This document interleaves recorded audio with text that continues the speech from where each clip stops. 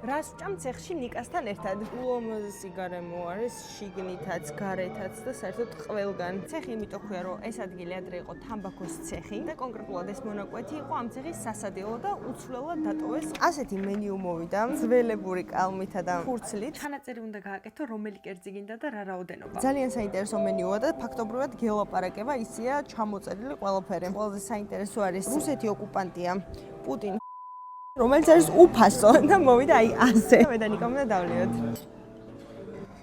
გარემოს ყველაზე ავთენტურს ხდის აი ეს მუსიკა, რომელიც ყოველთვის ისმის. დანარჩენგალის ასეთი ლამაზი ფორმით დევს მაგიდაზე. შევუკვეთეთ კარტოფილის ნამცხვარი ყველი და ბადრიჯის აჩმა. მე ავიღე აჯიკის წუნიანი, რომელსაც ასეთ რაღაცები მოყვება. თან ხორცით იყო, მაგრამ უხორცოდ გამიკეთეს. ნიკას კერძი მალე მოვა. ნახოთ აჯიკის სუპი.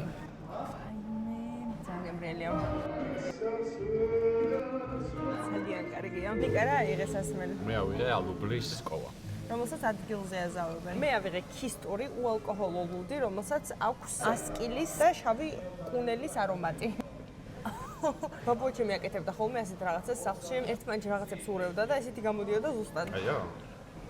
ვაუ. ნიკამ ასევე აიღო კატლეტი და პიურე. სახურად. ხორცი აქვს ძალიან გემრიელი, იმიტომ რომ ამათ აქვს კიდევ კოფტე აზიურად, რომელიც აი გემრიელესია, მაგრამ უცხარესია და ეს არის უბრალოდ ხორცის სიცხარის გარეშე. ალბათ, უნდა გავსინჯო. საწებელე. პიურეც. ძალიან გემრიელია. ბავშვობის გემო აქვს? კი. კარტოფილის ნამცხვარს გავსინჯავ.